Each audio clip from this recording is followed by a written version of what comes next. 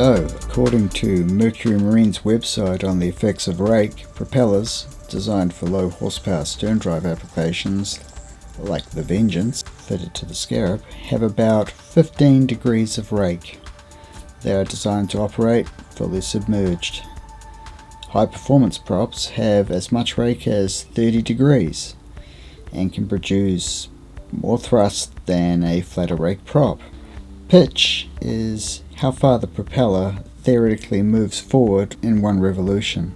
So the Enertia 3-blade looks like the only choice for a high rake prop with a pitch of 15 or less. The Vengeance is a 13.25 diameter 15-inch pitch prop. Because the engine is so lazy at 2000 RPM, we have decided to go with an even lower pitch.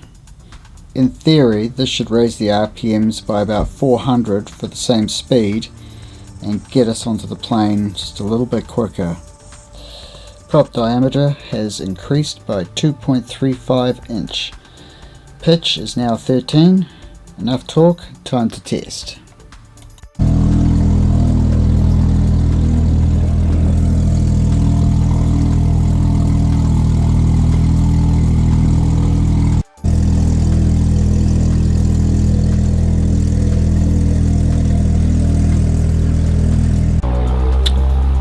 Well, not exactly the win we were looking for.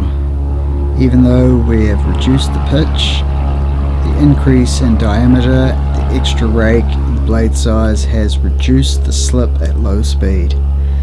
Now it's trying to lift the boat out about 200 RPMs lower, where the engine makes even less torque and no boost at all.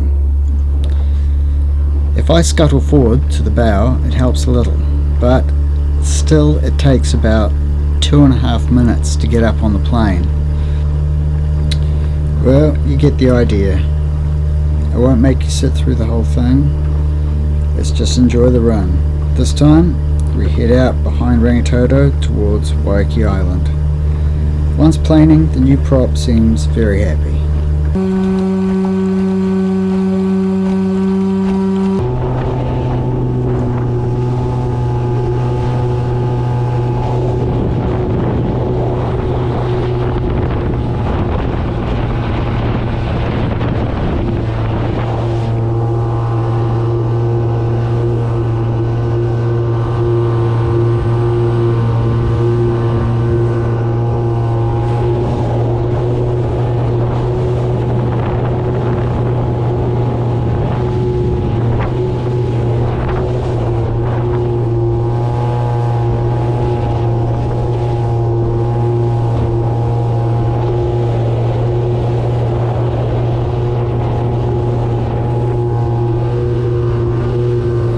We anchor up and have some refreshments while listening to the newly installed speaker pod. I pop the hatch and check for leaks or anything else that might be going wrong before we head off.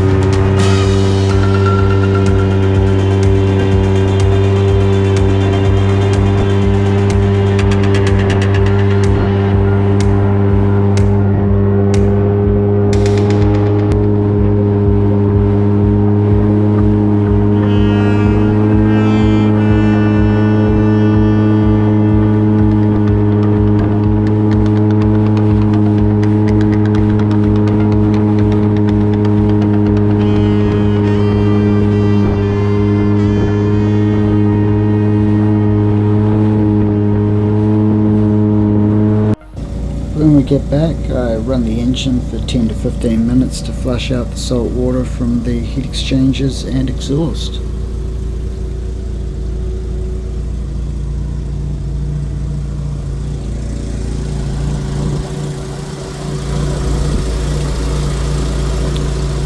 As soon as the flush is finished, I have to remove the O2 sensor, or condensation rapidly forms over the sensitive end and the sensor fails.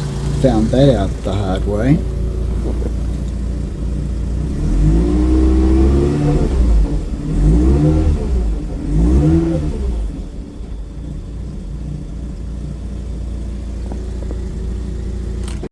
Alright, there it is. That's the old cable. Had a little problem. It was zip tied across here, but it ended up on there. Probably would have survived, however, I'll get to that. But anyways, I ran a new one, and this time I've gone in front of the turbo. Seems to be a lot better, but of course this wasn't meant to be the final finish, so there will be more modifications. But the reason it melted is we had a little moment. My fault, I guess. So we now have two hose clamps on here because one hose clamp was not enough, and the green stuff, the lifeblood, had spilt down there and was collecting in the bilge. However, on a glance, didn't see it. So that was leaking until the water level dropped too low, and this went gold, in other words too hot, which meant the water in this had gone down probably to about here, I'm guessing. So we had to stop because the temperature went quite high, but I literally noticed it as it was happening, so we shut down.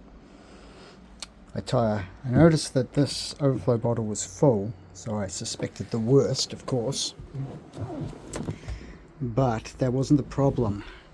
Once that didn't have enough water in it, it was steaming, which was causing the pressure to like push out stuff. Anyways, we let it cool down, topped it all off again, and the rest of the trip was event free. However, while it was resting on there, the inside of that cable melted, making it no good. And that cable was a nightmare to fit because I didn't want to take the back seat out to take those panels out, which I will also have to remove the dash to do, so lucky. And then the other thing that happened was that hose clamp down there was not tight enough, and that blew off at 10 pounds, which makes quite a loud noise.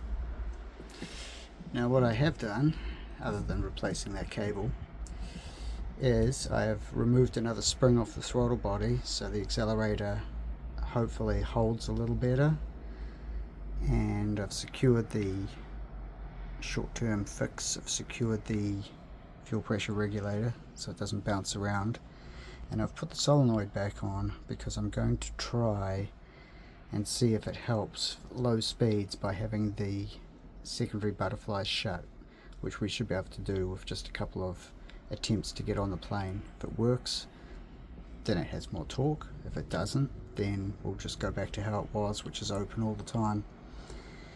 Other than that, everything else seems to be pretty good, and looking forward to getting back out and getting some more testing and data and going from there.